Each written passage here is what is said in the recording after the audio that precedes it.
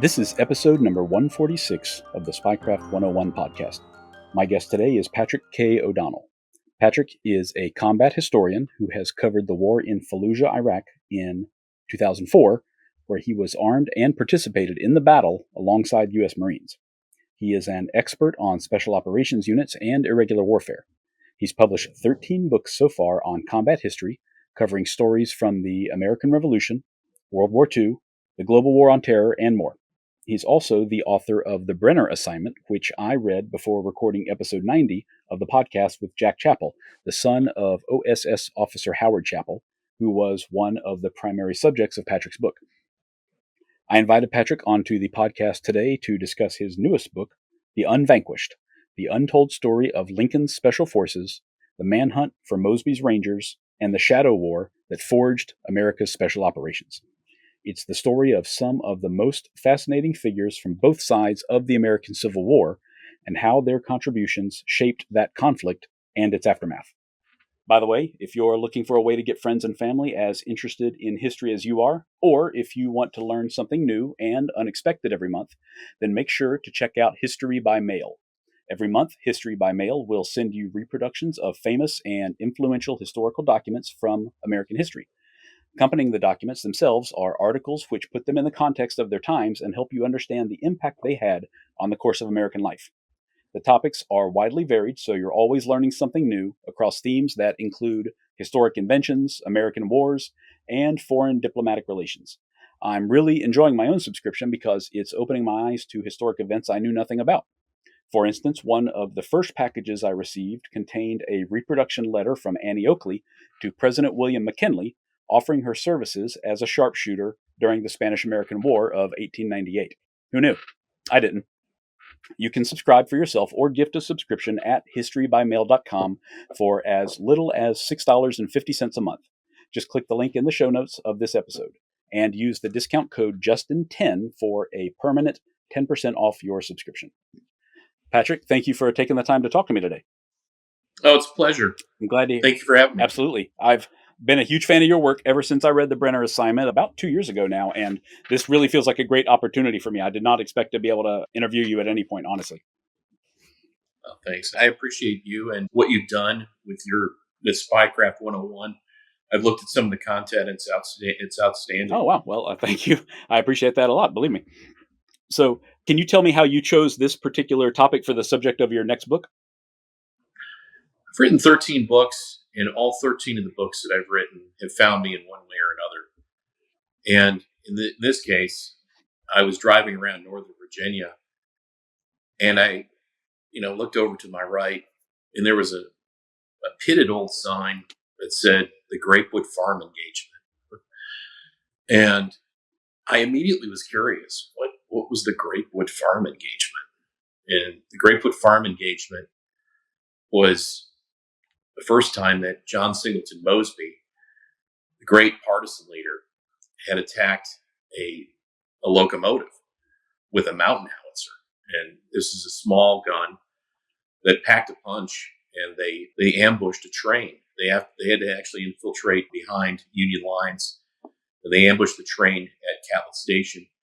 And then they found themselves in the middle of a Union cavalry camp, fighting for their lives. They basically went down a number of roads, including Rogues Road, which is nearby, and set up the mountain howitzer at the Grapewood Farm and had this incredible standoff where Mosby was almost killed, along with many of his men, including a foreign volunteer who had been in the Crimean War, who was an Englishman that had volunteered with Mosby. And he's buried in a nearby church. And that got my interest in it. I said to myself, there's no way I could ever write a book about Mosby, and because of the current climate, unfortunately. And then I was editing my World War I book at the Front Porch Restaurant, which is in the Plains, Virginia. And I found another sign that talked about the hanging of a Jesse Scout. And I had no idea what a Jesse Scout really was. And then you talk to other Civil War buffs, historians, and they don't either. And it was really a great untold story. And then I found that there was a connection between Mosby's Rangers, the Jesse Scouts, and the Confederate Secret Service. And then as the OSS historian, the OSS Society, I always knew that in 1941, 1940, the United States didn't have special operations forces. And it was a desperate time. The Axis was winning the war, and special operations forces on the Axis side were very prevalent, very utilized.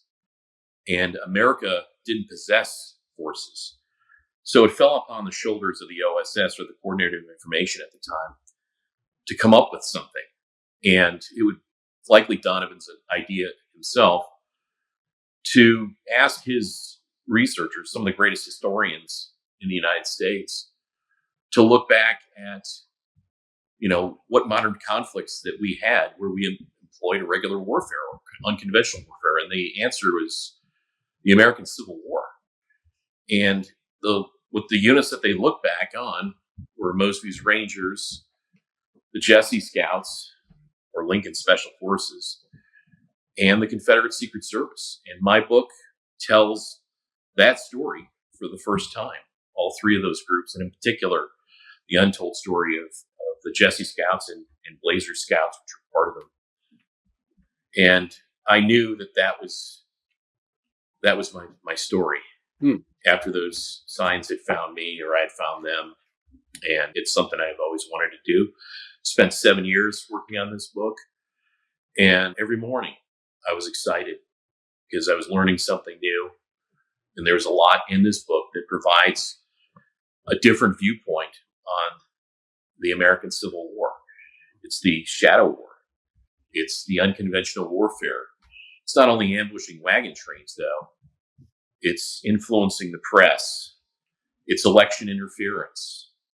It's topics that we see today that are, influencing and changing our lives.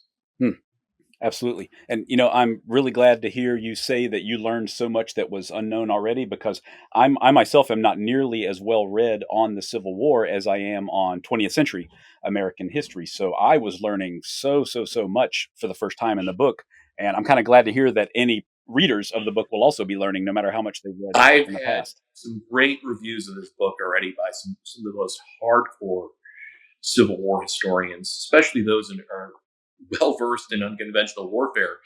And they told me that there was so much in this book that they learned, that they were surprised, that I've uncovered.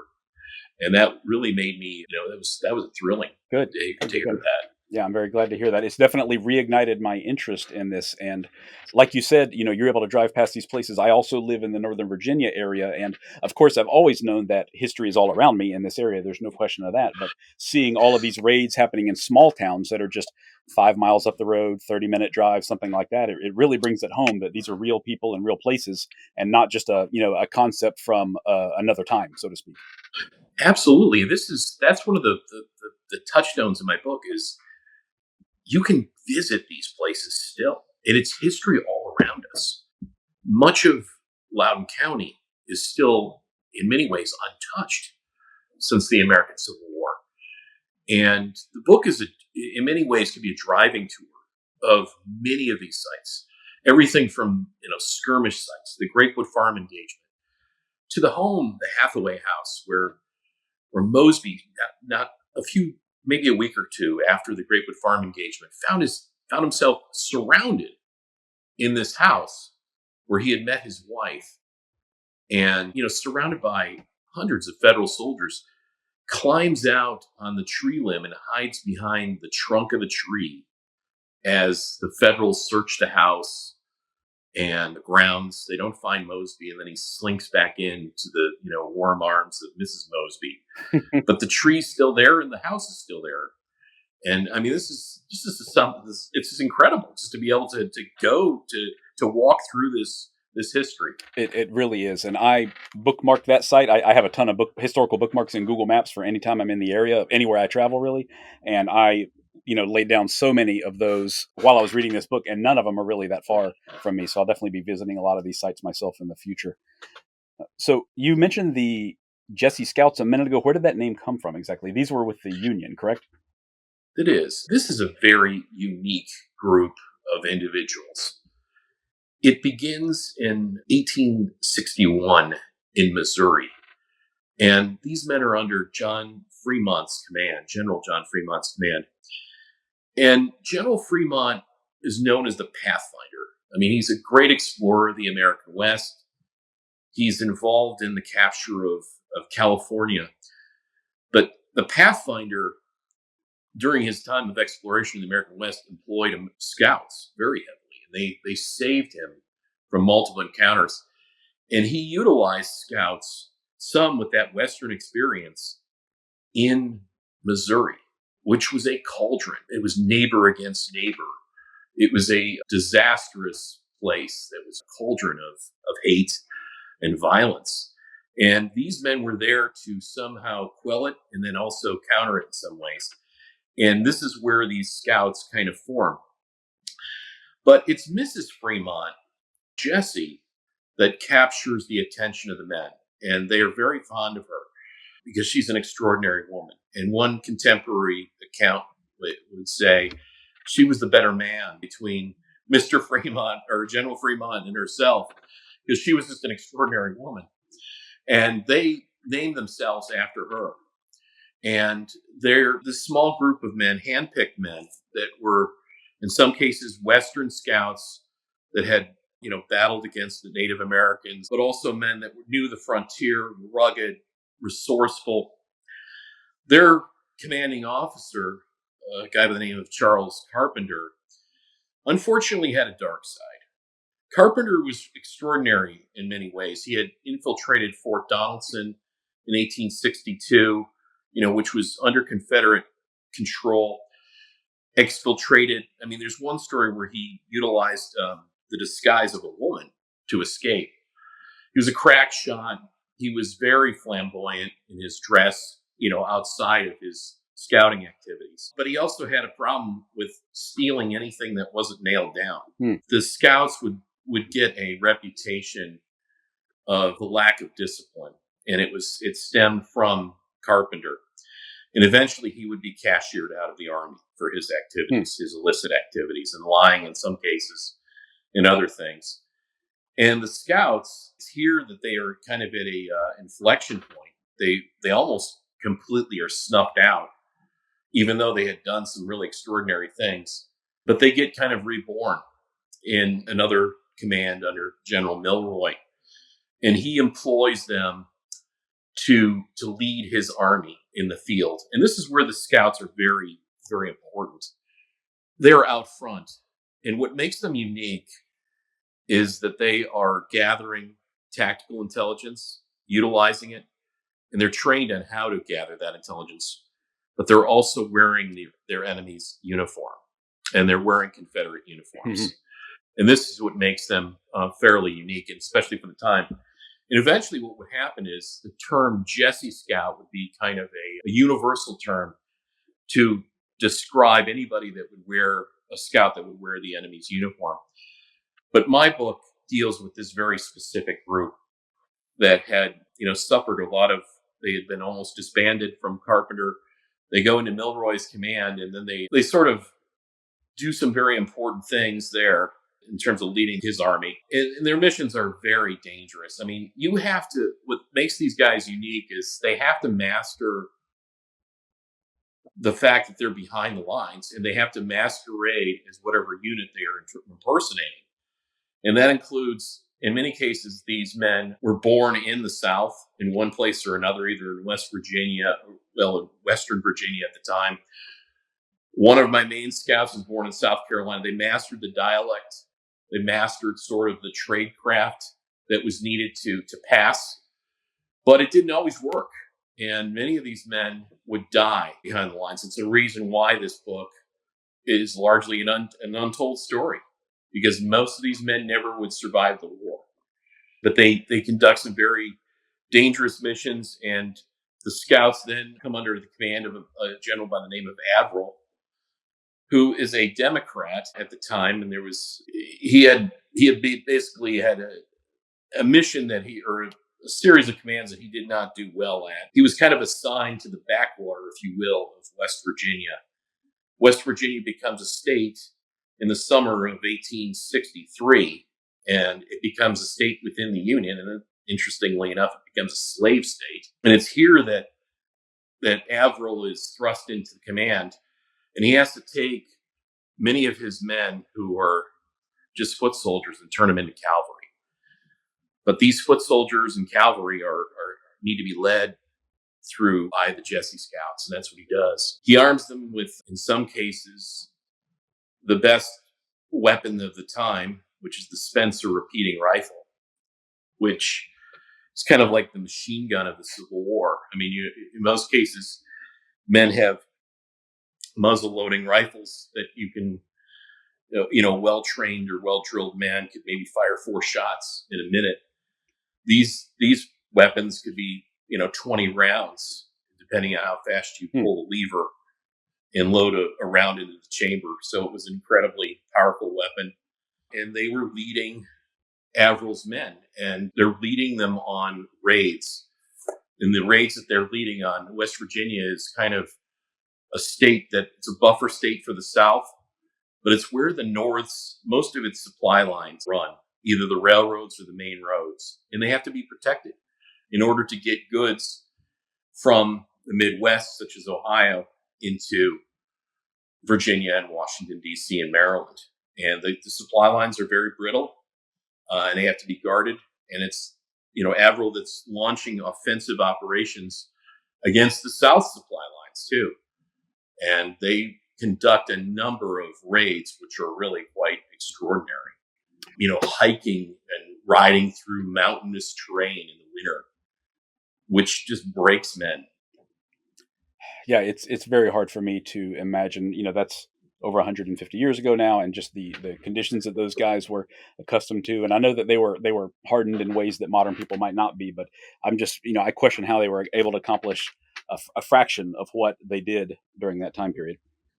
So I wanted to ask you, Patrick, about the book is just kind of brimming with anecdotes, and all of them are fascinating. They sent me off on a lot of different trails, online to look up a little bit more. But one in particular about the Jesse Scouts capturing this Dr. Oscar Wiley near Salem, Virginia. Can you talk about the significance of that and what happened to Dr. Wiley afterwards? Yeah, this is a great story. Averell is attacking the main Confederate supply line there, which is a railroad. And it's near Salem. There's a depot there, and they're trying to destroy it. And they are successful with the raid, but they have to get back. And that means crossing various rivers. They have to go through mountain passes. It's extremely treacherous terrain, and they're being pursued by thousands of Confederates. And they need a way out. They need to know where the crossing points are. So Averell says to the Jesse Scouts, find me somebody that might know. So they picked up Dr. Wiley, who was a physician, and his job was to travel at night to various people's homes to take care of them. So he knew the area really like the back of his hand. They brought him in, and they first tried, the kind word with a gun, and said, hey, we'll give you several $100s in gold and free passage to the North for you and your family if you help us. The good doctor said no, because he knew that he would, he's imperiling his life. He's being a traitor. And he said no. And then at that point, Averell basically took out his stopwatch and said, he started to count to 10. And he said, if, when I'm finished with this count, if you don't agree, I'm going to shoot you. And as he started to count down, he eventually, the doctor caved in and agreed to provide assistance on how to escape the marauding Confederate forces that were manhunting the raiding force. And they were able to escape. But there's a lot of drama in between. And one of the commands is actually cut off as they have to burn the bridge. And the Jesse Scouts actually capture a bridge as it's about to be burned by, their guile, the fact that they're in Confederate uniform. Mm-hmm. And they prevent the bridge from being torched. They tell the guys that have the torches in hand that, hey, we're here to, to basically secure the bridge. No need to do that. And they're able to cross it. It's incredible stuff. Wow. That was a hallmark of the book, was how their confidence just carried the day in so many cases. And they kept up the story, and they didn't let on that they were, none of the telltales of lying, and it saved lives and allowed them to complete the mission more than once. And in some of these cases, their lies are so good and so elaborate, and they're grilled by their captors for hours, and then somehow are able to worm their way out. I mean, that just it reflects upon the intelligence and the guile and the balls Absolutely. that these guys have. Amazing. Because they know that they're going to die if they're caught. Mm-hmm. So on the Confederate side, there was Mosby's Rangers. I know you've briefly mentioned him already at the beginning, but can you talk about them? Because what a unique guy and a unique organization as well. He is the anti-hero of the unvanquished. And it's an extraordinary story in and of itself. John Singleton Mosby is 128 pounds, 5'7", and just, brilliant, a spy master, and courageous. At Oakham, a mansion which is only a few blocks outside of Middleburg, which still exists. It's the winter of 1862. It's December. It's near the new year. And Mosby goes to his boss, Jeb Stuart, and asks for the chance to become a guerrilla leader in Loudoun County and Prince William County, the Piedmont area, if you will, to be able to, conduct raids, but also tie down Union forces. Mosby understands that it's not so much about burning bridges, but it's about forcing the Union to deal with him and throw hundreds, if not thousands of men to deal with a small number of men. This is one of the axioms of unconventional warfare, which he understands very well. And Stuart agrees. He gives them 6 men, including a guy that's a convalescent with a club foot and one of his best friends. And these 6 men who are poorly armed go about creating one of the greatest guerrilla forces in American history. And they're successful with, small raids that they conduct in and around Middleburg and Loudoun County. But the greatest coup occurs about 3 months later. They decide to capture a Union general in Fairfax City. And it's really one of the great special operations, if you will, in American history. They capture a high value target, and it's in the middle of a giant Union cavalry outpost that flanks Fairfax City, and then the whole city itself is swarming with men, and they just go in, a couple dozen men that are in rain jackets, some cases also enemy uniforms. And it's the middle of a snowstorm/rainstorm in March, and they go in. And what they utilize to do it is really a fascinating character in and of himself. His name is Big Yankee Ames. And Ames is a Union cavalryman from the 5th New York Cavalry who decides to desert into Mosby's lines and says, I want to be a partisan. Mosby at first is skeptical, but believes him. And his first mission is to go find himself a horse. And he has to go into Centerville, which is a huge Union encampment at the time, with another ranger to steal their own horses. And they are able to do it. And he comes back. Mosby and Ames get in many skirmishes together. They're at the Grapewood farm, for instance, that I mentioned earlier. It's Ames that leads the men, Mosby's Rangers, into the heart of the beast, basically. He knows sort of the call signs. He knows some of the passwords. He knows what to say to Union sentries and sentinels. And this column of Confederates, which are in these raincoats and Union uniforms in some cases, are able to infiltrate into Fairfax City. And they go right into the Union commander's office or house that he's staying in. General Percy Wyndham is their initial, the goal that they wanted, but it's Stoughton that was there that night. And they round him up and they put him on a horse. And anybody that they had captured, they put on horses, and they make the ride back into the heart of Loudoun County. It's an incredible story. Yeah, Mosby, I mean, I was just blown away by this guy, honestly. And he had a lot of tricks up his sleeve and enormous talent. And one of his best tricks clearly was that he was like, no one will ever expect us to be this bold, so they're not prepared for what we're about to do, because who in their right mind would ever try something like this? And it worked, just over and over again. It worked. The simplicity of his plans, unity of his command, use of excellent intelligence. In this case, he also utilized an enemy deserter. It all comes up with the perfect plan, and it pulls it off. And then he becomes quite famous from that in the North and the South. And he, gains volunteers. And this small group of 6 men mushrooms eventually into multiple companies of over 1,000 Rangers at one point of the war. Yeah, just a talent like that. He drew in more talent, I guess, and he utilized them to the fullest. And Patrick, you said something earlier about the I guess the brother versus brother aspect of this war, and the divided nation.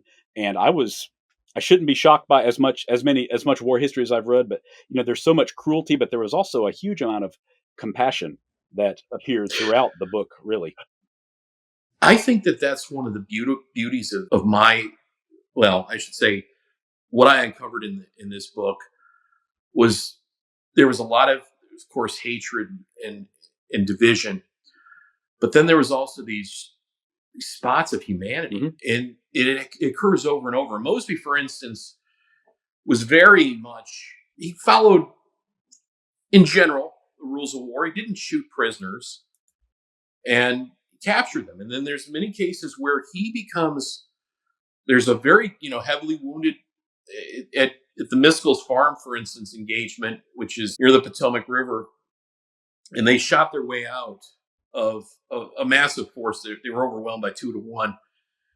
They even killed, practically severely wound the commanding officer of that unit.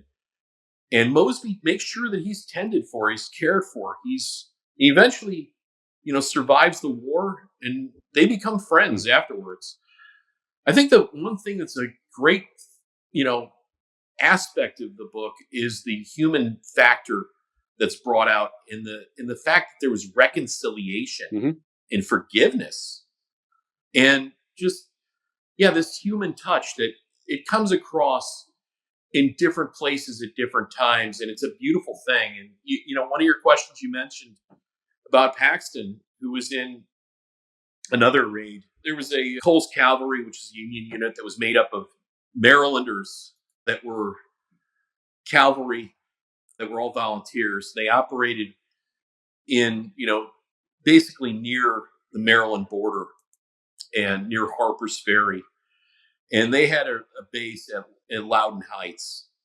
And they infiltrated Mosby's Confederacy, as it was called, the area that Mosby had occupied, multiple times. And eventually Mosby decided to take care of Cole's unit, destroy it. And in most cases, Mosby was able to destroy any unit that ever went against him. It's an incredible record of just skill in battle, and they were formidable. And in this case, they attacked Loudoun Heights near the new year of 1864, and it was the dead of winter. They make this long trek up towards Loudoun Heights. It's a massive firefight, and it's here that Mosby loses many men. The snow around Loudoun Heights is coated with blood from both Rangers and the Federal troops in Cole's cavalry. And there's this one moment of humanity that just really sticks out. Paxton is a Ranger that is mortally wounded, and he calls out for a Federal soldier by the name of McNair. And he does that because McNair's mother tended a very wounded, her son was wounded by the Rangers earlier, and his mother tended to him and got him back to health, and actually brought him up to Cole's command after he was in full health. And there was a mutual understanding that if her son ever was wounded in battle, that they would take care of him. And that's exactly what happens. And he is tended and taken care of. And there's human dignity there as he dies. He dies from his mortal wounds, but he's given the dignity and respect that, these Confederates had given to this Federal soldier. Yeah, just heart-wrenching stuff, honestly, but that was the best possible outcome out of that circumstance, and it really shows what a divided nation was and what a terrible, terrible war this was, that it tore apart families and Indeed. But cultures. what you also see is it's not this binary thing. It's full of Mhm. nuance and complexity. And it's something that you you get from the Unvanquished is it's a different side of the Civil War that most people don't expect. Very much so. Yeah, it was not much of the book at all covers, the big set piece battles that we are, most people are at least somewhat familiar with, like Manassas and Fredericksburg and Gettysburg. I mean, they're mentioned, of course, but so much of it is these small raids and these forces, like these hunter killer units seeking out individuals and small groups, and just the things that play out were just very eye opening for me. Thank you. So I also wanted to ask, you did mention Confederate Secret Service earlier, and all of this was brand new to me, honestly. So do you mind talking about their effectiveness and their missions and their focus during the war? This is a extraordinary story. And it's one that it's still largely an unknown story because the Confederacy, as the war was ending, burned its files. And most of its records went up in smoke. And their stuff is legendary in their exploits. And they had to innovate because they didn't have the numbers of the North. They had to fight asymmetrically. They had to conduct covert operations. And what you see is in 1863, 1864, and 65, they really utilize covert, unconventional warfare to change the course of the war. And this is extraordinary stuff. It's small groups of individuals that innovate. Many of them are obsessed. They have multiple departments. They're obsessed with gadgets, for instance, and they come up with some very innovative technology. I mean, for instance, there's a coal torpedo, it's called, which is a piece of coal that is hollowed out with gunpowder, and this is given to operatives that they could hurl it into the steam engine of a steamboat and blow it up sky high. They had time bombs that were extremely effective. They blow up a massive near Petersburg. There's a massive Union supply depot, and they blow up a huge portion of munitions through this type of work. Just multiple things in that realm, but it's also the stuff that they do in election interference, influencing the press, the color revolution, Mhm. if you will, but with guns. This stuff is what's really interesting, and it's way ahead of its time.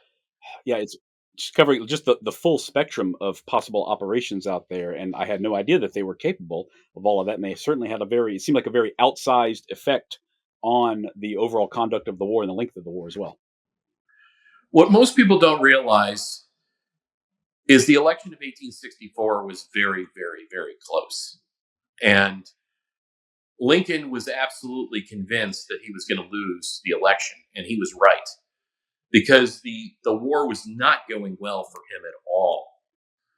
And what you had is within the Democratic Party, the most powerful arm was an element known as the Copperhead Movement. And they were absolutely convinced that a course correction was needed, that this was a forever war that wasn't going anywhere. And in 1864, especially before the election, they were right. I mean, they were fighting in the same battlegrounds. The Union Army had hundreds of thousands of desertions and casualties. Didn't look like it was going anywhere. Washington, D.C. was almost captured by Jubal Early. And things were going very, very poorly. So what Jefferson Davis does is very smart. He sends up his operatives in the Confederate Secret Service with $1 million in gold up to Canada to use it for covert activity and also influence operations. And he's able to basically one of their sources or their that they control is the leader of the Copperhead Movement. And they're able to write the campaign platform for 1864 for the Democratic Party, which is an armistice, which would end the war. And there's a number of things that they do that are really interesting and extraordinary. For instance, they also,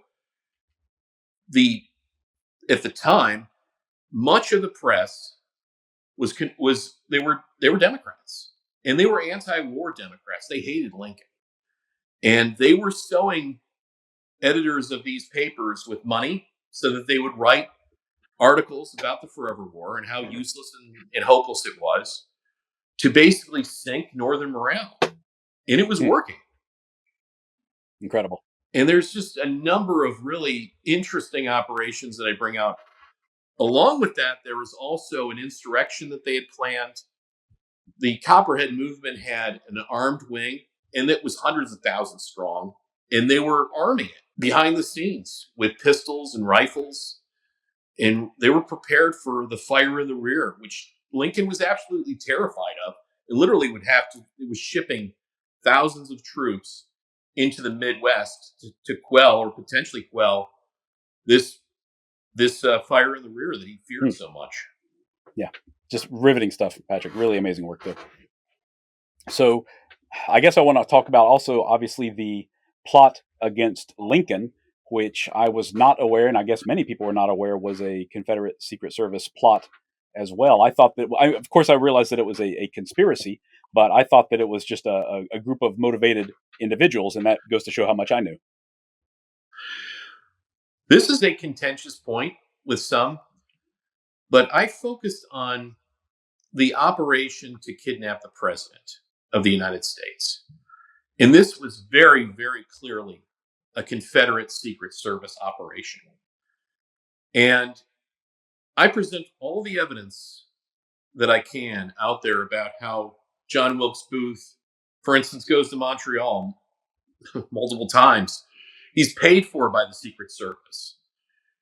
And there's another connection, which I probably burrowed into more than anybody else.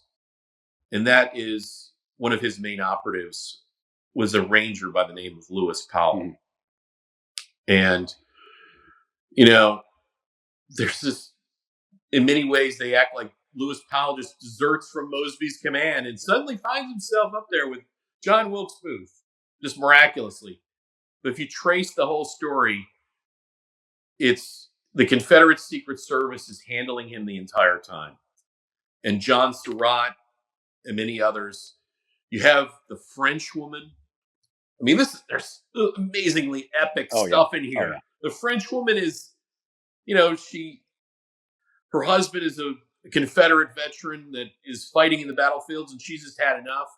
And she joins the Secret Service. She speaks French, and she acts as a courier. Goes up to Montreal all the time, and there's a lot of layers that are just extraordinary. And it's all, the South is desperate. They want to change the course of the war. They realize that Abraham Lincoln is one of the few individuals that is really prosecuting this war to the full extent. He believes in it. And they believe that if they kidnap him, they can alter the course of the war in one way or another. And there's elaborate things that they do and that are documented in the book. Yeah, you really laid out that case very well. I was like, I can't see any other way but thinking.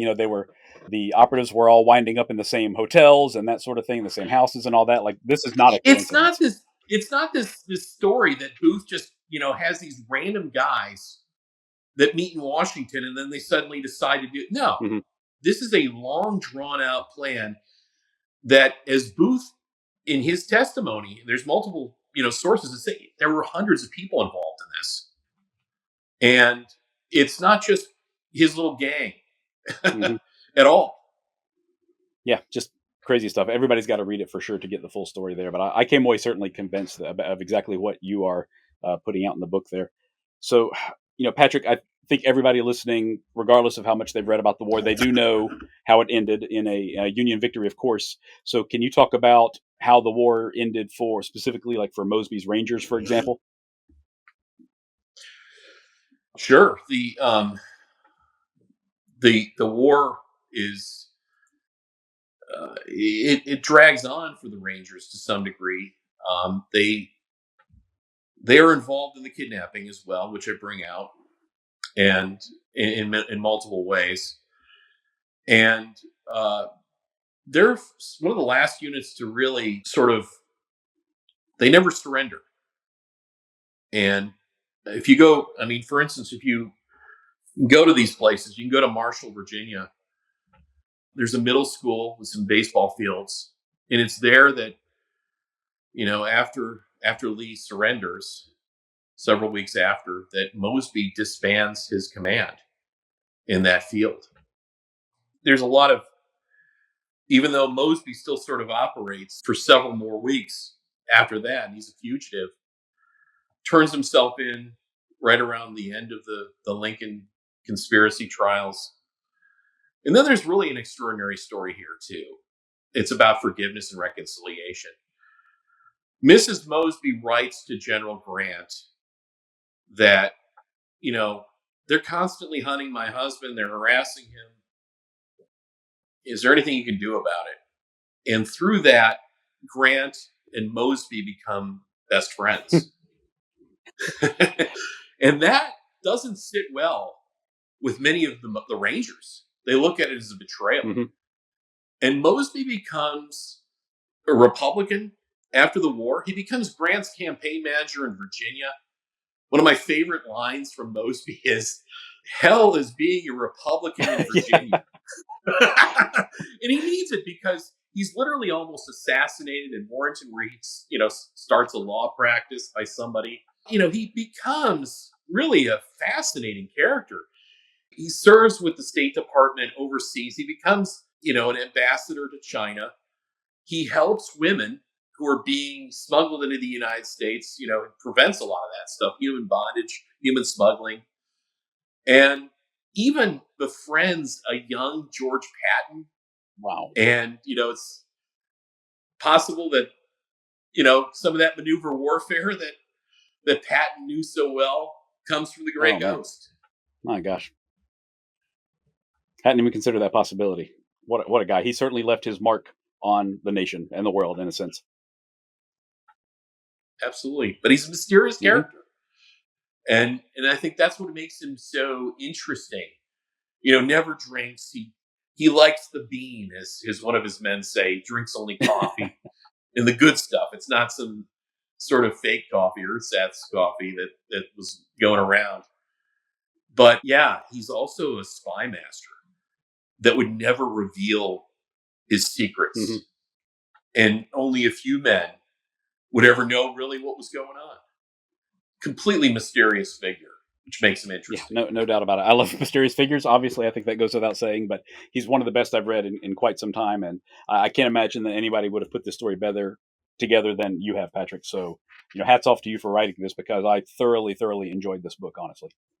Thank you so much. That means a lot coming from you, since you're an intelligence professional that's, had many years in the field and everything else. Yeah, I really love the history more than anything else, I have to say. And, these guys, of course, as a Confederate, many people these days might see him as the adversary, the enemy, and that kind of thing. But he was born in the United States of America, and he died in the United States of America. And it's truly a nuanced and complex story, and it's told very well.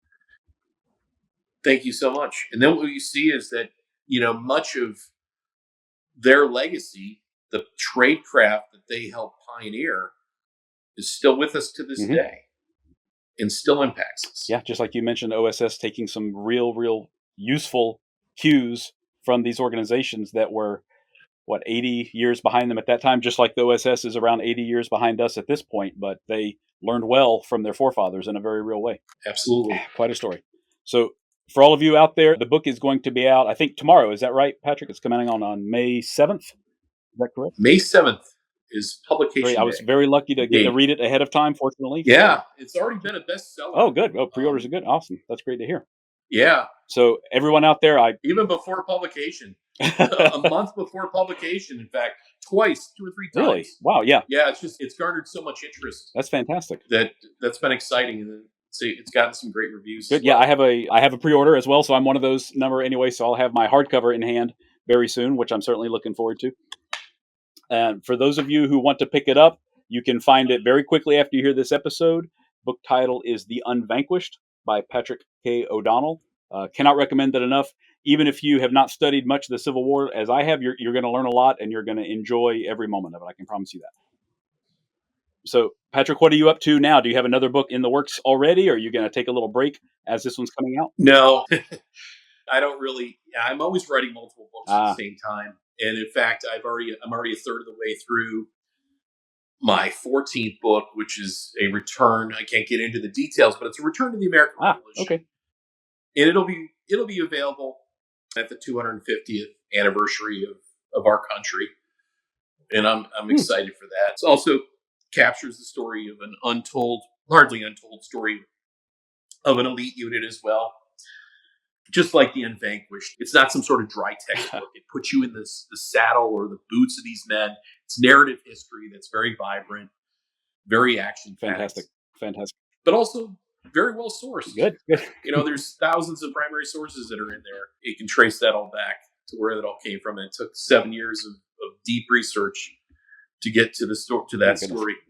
Yeah, well, I'm excited for it already, even if I don't know exactly what it's going to be about. But that's the case with so many of my author guests, is they are working on something, but they're not quite ready to talk about it yet. But every time I've read their next book, I've always been very happy with it. So looking forward to it. And, there's so much in this book, in the Unvanquished, that we haven't talked about at all. We've just covered a fraction of it, really. And there are these characters. I just can't believe the cast of characters, really, like Frank Stringfellow, for example. He's only in the book for a couple of pages, and I feel certain I could do an entire episode about that guy just by himself from his exploits that you very briefly mentioned. Stringfellow is, for instance, we mentioned the attack at Loudon Heights against Cole's cavalry. Stringfellow is a scout that is attached to Mosby to lead that raid. But he's got these incredible stories. In fact, there's one story before another raid, a Union raid, that's a trigger for the Confederate Secret Service's plans for kidnapping the president. It's the Dahlgren raid. It's, shortly before that raid that Stringfellow, according to the legend, Stringfellow is a bit of a braggart, but there's some truth to it. It seems he literally dresses in drag to go to a ball because he's only 90 pounds, 95 pounds, and very skinny. Somehow passes off as a Southern belle to gather intelligence. This is just the color. Oh my gosh! There are just scores of people like this in the book that. It's like most of the books I've written. It's where a small group of individuals do extraordinary things. They bend or shape history through their agency and personal actions. And they're at, in some cases, the great inflection points of a conflict. In this case, the American Civil War. And their actions are proved to be decisive in one way or another. Absolutely. And it's exciting stuff, and it's interesting. It's what got me up, every day. I was excited to write this book. I just love finding new things and exploring, going to the places where, that I wrote about, walking that ground, going inside the house. In some of these houses, it's amazing. They literally have hidden rooms.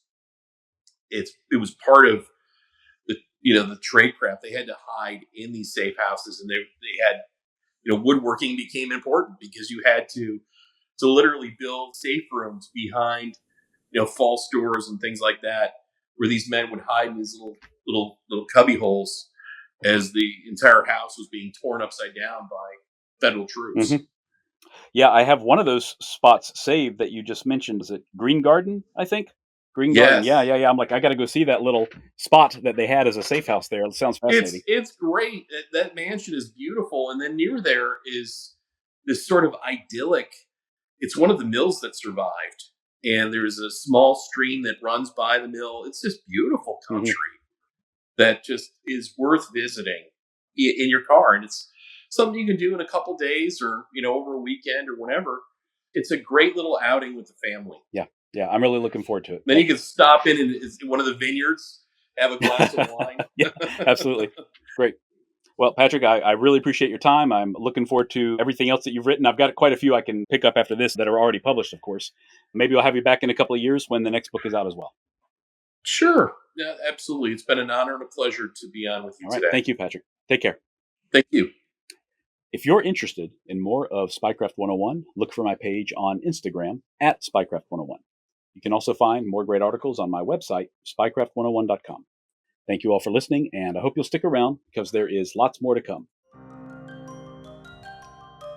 Disclaimer.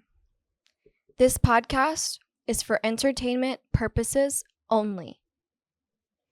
The stories and statements expressed herein are experiences and opinions. They may not reflect the views of the host or the production studio. It's okay if you disagree with our content. No piece of media is right for everyone. If you love Spycraft 101, please check us out online, on Instagram, on YouTube, and especially on Patreon. Thank you for listening.